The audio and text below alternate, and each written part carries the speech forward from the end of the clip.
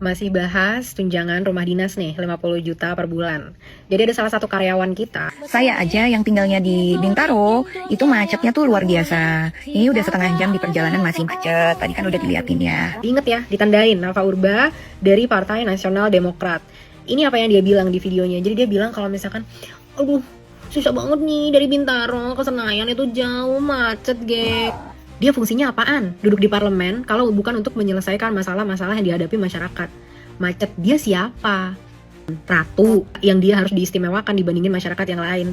Macet berdesak-desakan di KRL, naik transportasi umum, yaitu kehidupan masyarakat Indonesia. Terus dia bilang lagi, banyak orang DPR dari luar yang ke Jakarta nggak punya tempat tinggal, jadi mereka harus ngekos.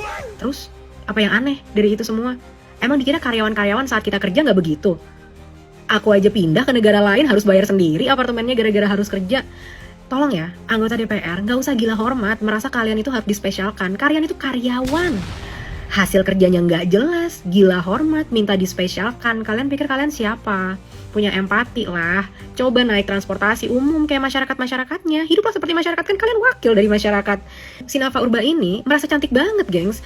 Ngerekord video di mobil gitu ya, rapih dengan dandanan make up full. Ya gimana nggak telat? Kalau mau kerja aja dandannya harus kayak gitu, mbak. Ya ampun, kalau mau kerja di parlemen apalagi ya, yang dipakai itu otak, bukan muka.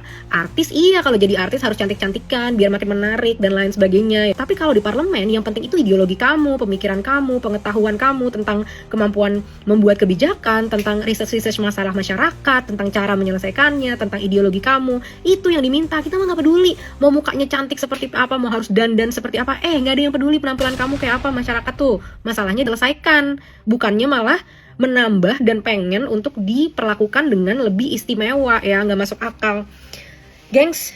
Udahlah, jangan lagi kita pilih artis-artis ini karena mereka memang nggak punya kapabilitas. Mereka yang biasanya acting, ya kan, biasanya nangis-nangis gitu di TV gitu kan, berakting, itu kapabilitasnya beda banget sama untuk menjadi karyawan rakyat di pemerintahan. Semoga ini adalah periode terakhir ada artis-artis yang nggak punya kapabilitas yang duduk di pemerintahan. Banyak artis yang punya kapabilitas, contoh Rika Diah Pitaloka, dia bagus banget ya, dan aku suka sama dia gitu. Dia hasil kerjanya terlihat, dia turun ke lapangan, dia banyak kebijakan-kebijakan yang dia dukung, program-program yang dia dukung dan bagus gitu. Tapi artis-artis yang lain, tolong deh, nggak usah. Mereka itu cuma karena udah nggak ada kerjaan, gengs, nggak bisa cari duit lagi karena modelnya cuma muka doang. Makin tua kan mukanya makin nggak cantik kan. Itu resikonya ya, jadi artis kan dibayar mahal, nabung lah, bikin bisnis lah, ngapain kek. Kita dong jadi masyarakat, udah mukanya biasa aja, nyari kerja susah, gajinya dikit, harus naik KRL, naik transportasi umum, ya kan? Abis itu dihina lagi sama anggota DPR, dibilang, macet, gak mau, gitu kan. Ih, gede banget sumpah ngelihat artis-artis ini, bener-bener deh. Kelakuannya, mati empatinya.